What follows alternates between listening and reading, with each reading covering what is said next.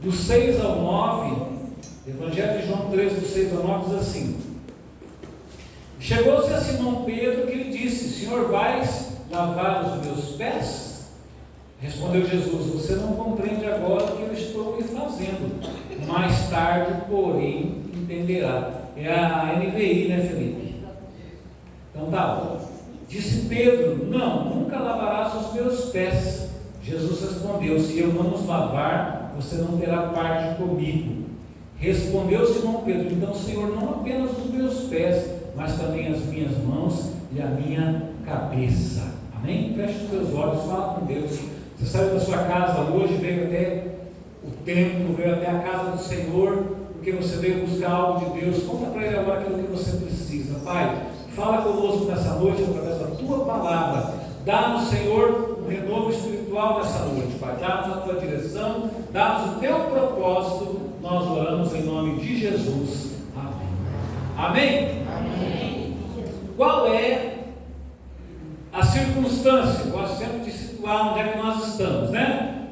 Aqui hoje nós estamos fazendo a ceia do Senhor. Esse momento é o momento da ceia descrito pelo apóstolo João. E Jesus, no meio da ceia, levanta, coloca uma toalha, né? Cinge-se com uma toalha e começa a lavar os pés dos discípulos. Na noite de quinta-feira, um dia antes da sexta-feira, onde ele vai morrer na cruz por nós. Então é essa noite, é essa ceia que ele mais tarde vai dizer: olha, façam isso em memória de mim. Ele parte o pão, ele distribui o vinho, e ele fala: façam isso em memória de mim, que é a ceia que nós vamos participar hoje. E existe esse momento do lava-pés, que a gente chama, em que ele decide que ele vai lavar os pés dos discípulos, para mostrar aos discípulos que o líder cristão é alguém que serve. Então eu acabei de convidar pessoas para trabalhar nessa linha. Líder cristão é alguém que serve. Sabe como é que eu e a Marlene começamos a trabalhar? Com as crianças. Nós trabalhávamos com os juniores, a partir dos 10 aos 12 anos. Esse foi o nosso primeiro trabalho na igreja.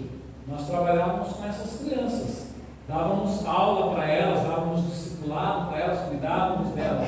Lá na primeira igreja de Curitiba foi o nosso primeiro trabalho.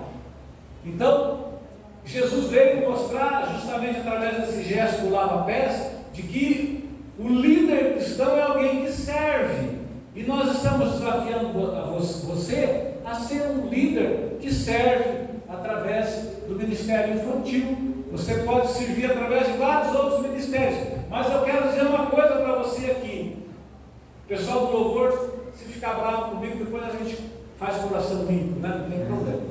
Mas é bem legal. Todo mundo que chega na igreja: ah, pastor, eu quero cantar.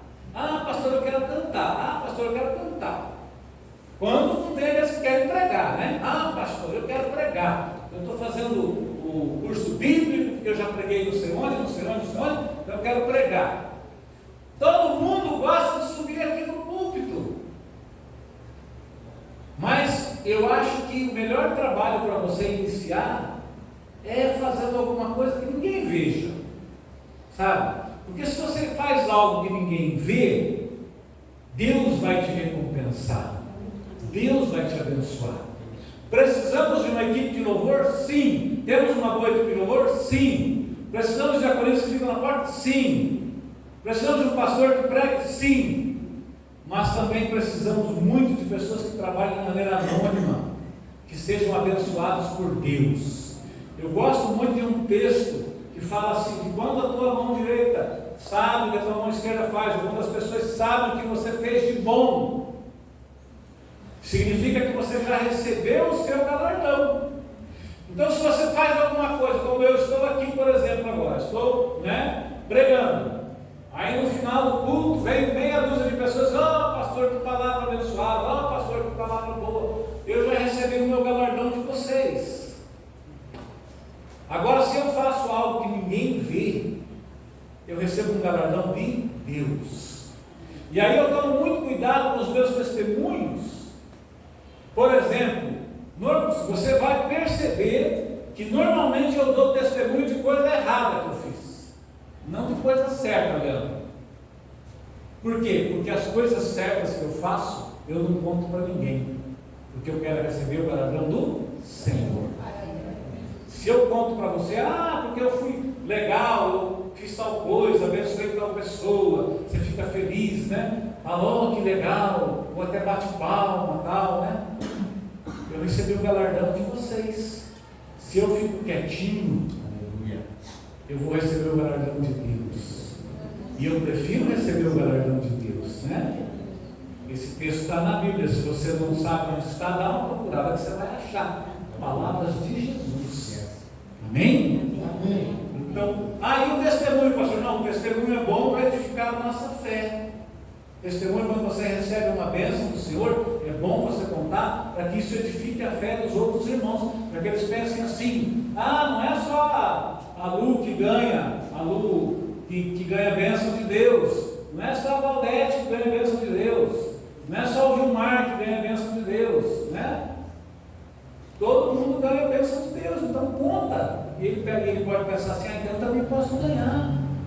O pastor ganhou a bênção, mas eu também posso ganhar. O Tiago ganhou uma bênção, eu também posso ganhar. Então é bom a gente testemunhar. Mas toma cuidado, porque também a Bíblia diz assim: quando você se elogia, o teu elogio não tem valor nenhum.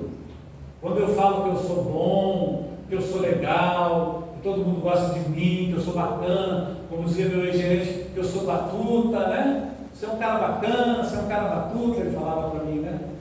Mas nós precisamos fazer um Morocap hoje, meu amigo. Eu ganhei um consórcio hoje, tal, né? Graças a Deus, Deus é tão bom para mim que a gente sempre dá um jeitinho. Sempre aparece um maluco lá para comprar um consórcio e fazer um Morocap lá no banco, né? Então, se você se elogia, né? Seu elogio não tem valor nenhum. As pessoas precisam te elogiar, não você. Você tem que fazer que nem o cara lá, que está lá na oração, né? Como é que é aquela oração? Tem uma oração inútil, né? Lembra desse texto? Que tem dois camaradas orando lá no templo, e um fala assim: Senhor, que bom que eu não sou igual esse publicano aí. Eu oro, eu jejuo, eu dou o dízimo de tudo. Como eu sou bom, né? Ainda bem que eu não sou igual esse publicano aí, né? O que Jesus fala? Que a oração dele foi inútil, não serviu para nada. Enquanto eu estava lá publicando: Senhor, tem misericórdia de mim que sou pecador. Tem misericórdia de mim, Senhor, que sou pecador. Esse foi o Jesus, que ele voltou para casa justificado. Deus ouviu a oração dele e ele foi abençoado. E o outro só se elogiou e não adiantou nada. Amém? Mas por que eu estou falando todas essas coisas? Porque eu quero falar para você de um líder da igreja primitiva. Para mim, a igreja primitiva teve três grandes líderes: Pedro, João e Paulo. Pedro, João e Paulo. Qualquer dia eu vou falar de Paulo para vocês. Paulo tem uma característica especial ainda. Pedro andou com Jesus, João andou com Jesus, Paulo não andou com Jesus. Paulo esteve com Jesus em espírito, como nós estamos com Jesus em espírito.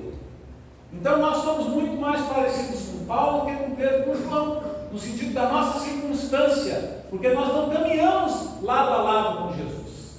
Pedro e João caminharam, como diz João, né? E vimos a glória como a glória do unigênito do Pai.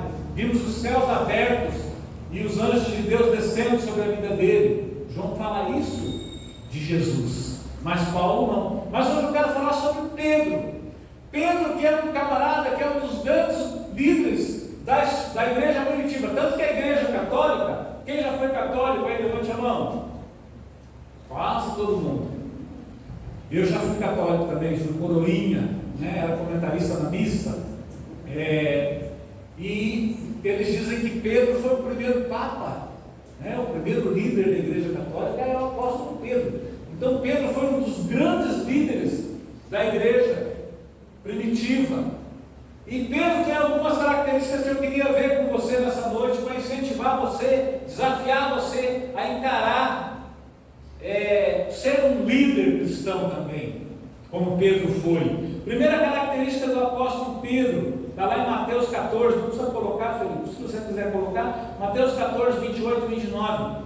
Primeira característica de Pedro: ousadia. Pedro era ousado. Pedro vê Jesus andando pelas águas, ele fala: se Jesus anda pelas águas, eu também posso andar. Me chama aí, Jesus, que eu vou com você andar sobre as águas. E ele foi. Isso é ousadia, isso é coragem, isso é fé, isso é intrepidez. Amém? Amém. Ele não tem medo, e ele vai andar sobre as águas. Mas você pode dizer assim: mas depois ele afundou. Ele afundou porque depois ele começou a olhar para o vento, tirou o olho de Jesus, né? A fé dele se enfraqueceu e ele começou a afundar. Mas mesmo afundando, ele fala: Jesus, me salva. E Jesus o salvou. Mas ele andou sobre as águas. Você conhece alguém que andou sobre as águas? Nem? Ninguém conhece ninguém que andou sobre as águas? Nem Cícero, conhece alguém que andou sobre as águas? Não? A gente não conhece ninguém que andou sobre as águas, mas Pedro andou. Ele era ousado. A primeira característica de Pedro. Segunda, o que mostra também que ele era uma pessoa que não pensava muito, né? Não parava muito para pensar sobre as coisas. Porque se a gente parar e racionalizar, a gente perde algumas bênçãos de Deus às vezes. Porque o racional, às vezes, ele é contra a fé. A fé não é racional. A fé é aquilo que você não vê. Eu sempre falo aqui, né? Aquilo que você vê é possibilidade. Aquilo que você não vê e acredita é fé. Então, o Pedrão, ele era ousado. Segundo, o Pedrão, ele era companheiro. Por que eu entendo que Pedro era companheiro? Jesus escolhe 12 apóstolos. Hoje de manhã ainda a Fabiana começou a aula da escola bíblica dizendo o seguinte: você é uma pessoa que os outros querem estar junto com você ou querem estar longe de você? Não responda para mim, responda para você, né? Você é uma pessoa que as pessoas gostam de estar junto com você ou você é alguém que as pessoas querem distância? Pedro era alguém que Jesus gostava de estar próximo. Então Pedro era companheiro. Pedro era companheiro. Tem três situações. Marcos capítulo 5, eu não anotei o versículo, mas é a cura da filha de Jairo. Quando Jesus chega na casa de Jairo, a menina já morreu. E ele vai então orar pela menina. E ele manda todo mundo sair de perto. Mas ele leva 3 pessoas com ele: Pedro, Tiago e João. Ele vai fazer o milagre da ressurreição da menina, da filha de Jairo. E ele quer ter com ele Pedro, Tiago e João. Pedro, companheiro. Segundo, oração de Jesus no Getsemane. Isso está lá em Mateus 26, 37. Oração de Jesus no Getsemane. Jesus está num momento de muita angústia. Ele sabe, logo depois da Santa Ceia, ele sabe que ele vai morrer. Ele sabe que daqui a pouco ele vai enfrentar humilhação, tortura. Ele vai ser julgado, condenado. E ele vai morrer uma morte dolorosa de cruz. E ele está num momento de muita angústia. E ele vai orar no jardim do Getsemane. E ele leva 3 pessoas com ele: Pedro, Tiago e João. Então Pedro era companheiro. E tem uma outra situação, quando Jesus ressuscita, e ele vai para a beira do lago, e eles estão pescando. E daí Jesus fala assim para eles trazerem o que eles pescaram, né? É aquela história de que eles pescaram o tempo todo, não pegaram nada. Aí Jesus chega lá e fala para eles: Jesus prepara uma fogueira, e eles vão fazer um café da manhã, né? Como a gente faz aqui na escola bíblica, vão fazer um café da manhã, e Jesus fala: traz o peixe. Quem é que pula na água, arrasta a rede? É Pedro. Então Pedro é companheiro. Segunda característica de Pedro, companheiro. A primeira é a ousadia. Mas Pedro também tem uma característica negativa muito forte: ele é impulsivo. Pedrão era sanguíneo, Pedrão era briguento, o Pedrão era encrenqueiro, e ele era impulsivo. Tem pelo menos 3 situações. Lucas 5, 8, acho que foi a única que eu anotei. Pedro está no barco, Jesus pede um barco de Pedro emprestado, fala, Pedro, empresta teu barco aí que eu vou falar às multidões. E ele sobe no barco de Pedro e ele começa a falar com as multidões. Conforme ele vai falando, Pedro vai se sentindo muito mal, porque Pedro reconhece que ali está um homem santo, filho de Deus, e olha para ele mesmo e se vê pecador, se vê uma pessoa falha, uma pessoa cheia de defeitos, uma pessoa que erra, uma pessoa que comete falhas graves. E ele fala para Jesus assim: Senhor, impulsivamente, né? Fala assim: Senhor, se afasta de mim, eu sou um homem pecador. Ausenta-te de mim, Senhor, eu sou um homem pecador. Eu não posso ficar perto do Senhor. Isso é porque ele é impulsivo, ele não parou para pensar no que ele estava falando. Isso é ser impulsivo. Outra situação, essa bem conhecida, durante a prisão de Jesus, né? Durante a prisão de Jesus, ele cortou a orelha do soldado. Ele tirou a espada e cortou a orelha do soldado. Ou seja, ele achou que ele ia defender Jesus na base da faca, que não iam prender Jesus. O que é isso? Uma pessoa impulsiva, que não para pensar, que comete bobagens, que faz besteira. E Jesus, até preguei aqui sobre um tempo sobre os milagres de Jesus, né? Esse é o último milagre de Jesus registrado. Jesus pega a orelha do camarada no chão e bota no lugar, e restitui, faz uma cirurgia, né? Jesus faz uma cirurgia de recomposição da orelha do camarada na hora ali. Mas o Pedrão foi impulsivo, cortou a orelha do cara. E aí, o que eu li para você no início, Jesus está lavando o pé de todo mundo, chega em Pedro e fala: não, meu pé você não vai lavar, o meu não. Aí Jesus fala: se eu não lavar o teu pé, você não tem parte comigo. O que o Pedrão fala? Não, Senhor, então lava o pé, lava a cabeça, lava tudo, né? E Jesus fala: não precisa, vou lavar só o seu pé. Por quê? Porque ele é um cara muito impulsivo, muito sanguíneo, muito briguento. E agora eu digo para você, ele foi um dos grandes líderes da igreja.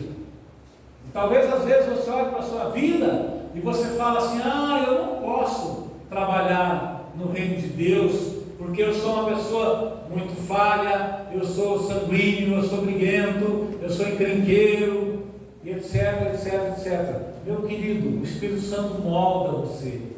O Espírito Santo toma a tua vida, como fez com Pedro. Pedro, depois que Jesus ressuscitou, subiu aos céus, Pedro continua sendo um cara ousado. E agora, moldado pelo Espírito Santo, ele começa por quê? Andar sobre as águas. Ele quis andar sobre as águas por quê? Para aparecer só, né? Qual era a bênção que ia resultar para alguém dele andar sobre as águas? Essa é uma ousadia inútil. É só para ele se sentir bom, andei sobre as águas. Tá? Agora não, agora Pedro é ousado, mas para abençoar pessoas. O paralítico da Porta Formosa olha para ele e fala assim: me dá uma moeda. E ele fala: eu não tenho ouro nem prata, mas o que eu tenho eu te dou, levanta e anda em nome de Jesus. E o paralítico levanta e sai andando. Ele continua sendo ousado, mas agora moldado pelo Espírito Santo de Deus. Então eu digo para você, os líderes cristãos normalmente são pessoas desse tipo, gente briguenta, gente encrenqueira, gente que arruma briga mesmo, normal. A maioria dos líderes que eu conheço são assim. O presidente da nossa igreja, o pastor Marcos Amorim, pregou aqui numa das nossas últimas ceias, né?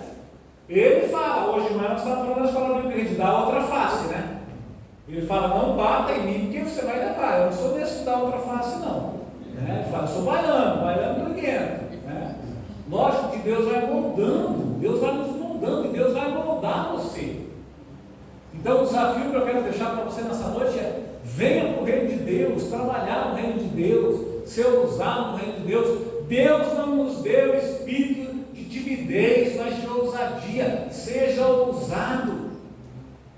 O Leandro e o Marco contaram uma história para mim, que Deus mandou eles orarem com uma menininha que estava com câncer, né? A menina devia ter saído de uma sessão de quimioterapia, toda carequinha, né? E Deus mandou eles orarem pela menina. E eles deram uma fugida, né? Eles estavam numa lanchonete, né, Leandro? Deram uma fugida para o estacionamento. Deus levou a menina no estacionamento atrás deles e falou: ora por ela. E eles oraram, né? Não tiveram a ousadia do apóstolo Pedro, mas oraram. Amém? Então, muitas vezes é assim. Eu conto sempre a história de que eu estava lá na primeira igreja uma vez. Um dos meus trabalhos que eu fiz no culto, eu lia os testemunhos, né? Lá tinha um culto de sexta-feira, um culto de curas e milagres. É um culto no qual eu me inspiro para fazer a nossa quinta-feira. É um culto de curas e milagres que o pastor Silas fazia. E ele me escalou lá um dia para substituir a pessoa que lia os testemunhos, porque lá era assim: você chegava no começo do culto, ia lá, né, no escritório, relatava o teu testemunho, alguém anotava, o irmão Luiz, né? O irmão Luiz de Oliveira anotava, sargento da PM, ele era, do Detran, ele anotava, e ele pegava o momento do culto e ele lia os testemunhos antes da campanha, para abençoar as pessoas. Eu faço isso às vezes também. Tem gente que escreve para mim e eu acabo falando testemunho aqui. E eu estava lá um dia na salinha só para anotar o testemunho da Lil. Só para anotar o testemunho. Por quê? Porque o chefe viajou e eu ia substituir ele, né? Ele era meu discipulador. E estou sentado lá, chega alguém com uma moça endemoniada. Meu Deus! A moça toda com a cara virada, com a cara toda torta, espumando pela boca. Eu falei: meu Deus. Eles falam: cadê o pastor para orar pela moça? Aí Deus fala assim: você é o pastor do meu interior, né? Você é o pastor lá. Eu falei: meu Deus, e agora? Eu vou orar para essa moça, não vai acontecer nada, né? O que aconteceu, gente? Eu pus a mão na cabeça dela, comecei a orar, ela caiu no chão, ficou em silêncio e foi liberta. Amém? Para o Senhor! Para o Senhor! Mas foi a fé de Deus que agiu ali, porque a minha estava desse tamanho. Como disse o pastor Giovanni quinta-feira, menor que um grão de mostarda, né? A gente tem que ser ousado. Deus vai com você, meu querido. E depois dessa ocasião, várias outras, né? As pessoas vêm e pedem para a gente orar por um endemoniado, a gente ora. Uma vez eu fui no hospital também, o irmão João dos Anjos tinha feito uma cirurgia do coração. E não tinha ninguém para ir orar lá por ele. Eu na época trabalhava como representante comercial, eu conseguia dar umas escapadas assim e tal, não tinha horário no escritório, nada. E o pastor me pediu para ir lá orar, pastor Adelino ainda. O pastor Adelino falou: tem ninguém para ir lá orar lá pelo pastor João dos Anjos, ele fez uma cirurgia no coração e estava lá no hospital das clínicas, você vai lá orar por ele? Eu falei: não, pastor, levo um óleozinho e tal, vou orar por ele, né? Cheguei lá, vou lá na UTI, ele estava na UTI. E assim, cirurgia no coração hoje, o cara faz cirurgia hoje, eu não vai embora, né? Naquele tempo não, o pessoal cortava todo o peito, né? Serrava esse osso aqui, abria o peito do cara, tirava o coração para fora, fazia o que tinha que fazer, botava o coração na dentro de novo, né? Enquanto ele ficava respirando por um coração artificial. Então era uma cirurgia grande. Eu chego lá, o irmão João dos Anjos está branco que nem um papel, não fala comigo, não me reconhece, nada, está lá, como morto. Eu falei assim: Deus, o pastor mandou orar, né, Douglas? O pastor mandou orar, então vou orar. Mas esse homem já morreu, né? Em Valdete, já era, né? Não tem solução, Juliano. Vou orar para cumprir tabela, né? Orei por ele, ungi, orei e tal, vim embora. Acho que 2 semanas depois o homem entra dentro da igreja. Entrou pela igreja e falei, mas você não tem fé mesmo, cara. Você acredita em Deus, meu querido. Deus está com você, você não está sozinho. Deus anda do seu lado. Onde você vai com Deus. Onde você entra, Deus entra com você. Os anjos do Senhor estão ao seu redor. Seja ousado como Pedro. Pedro é um bom exemplo para nós, porque ele não era perfeito. Muito pelo contrário, era um cara cheio de defeitos, mas pôde ser usado por Deus. E Deus quer usar a sua vida. Amém? Amém? Amém? Deus jamais vai usar alguém da piadinha do arroz, né, Marlene? O homem que não tinha o que comer, não tinha o que comer, daí ele resolve que vão enterrar ele. Pode me enterrar, porque minha vida acabou, eu não tenho comida. Então levando ele, o enterro dele, né, para o cemitério. Daí chega um homem e fala assim: não leve ele não, eu vou dar uma saca de arroz para ele. Isso lá no interior, né? Aqui não tem isso, você pega o saco de arroz prontinho lá no mercado, né? Mas lá no interior você vai pegar uma saca de arroz. Daí ele fala assim, morto, né? O que está vindo do cemitério, fala assim: o arroz é descascado ou não? Daí o cara fala: não, o arroz não é descascado, tem que descascar. Aí ele fala: então segue o enterro. Deus jamais vai usar uma pessoa assim. Deus vai usar você que é um cara de garra, que fala: eu não desisto, eu vou em frente. O diabo me afronta, mas eu vou em frente, eu não paro. Amém? Ainda bem que eu falei que ia falar pouco, porque se eu fosse falar muito, vocês estavam enrolados. É 8 horas, né? Mas nós já vamos fazer a ceia, já, mas antes eu quero orar com você. Você que às vezes tem vontade de trabalhar no reino de Deus, mas às vezes tem medo, tem timidez. Eu quero orar por você, quero abençoar a sua vida. Pai, estão aqui os teus filhos, as tuas filhas, e que essa palavra, Senhor, seja um desafio na vida deles, Deus. Eu sei que nem todos eles vão trabalhar pelo reino aqui na igreja, na casa do Senhor. Eu sei que muitos deles vão trabalhar, Senhor, nos seus negócios, nos seus empregos, nas suas empresas, Pai, no seu local de trabalho, Pai. Mas também sei que alguns deles estão sendo chamados para fazer algo dentro da casa do Senhor. Dá a eles, Deus, ousadia. Dá a eles, Senhor, aquilo que falta, Deus, ou seja, a coragem e a autoestima necessária para que eles possam saber que podem ser usados por Deus em nome de Jesus. Amém. Amém? Amém. Se Deus falou com você, você aplaude ao Senhor. Amém.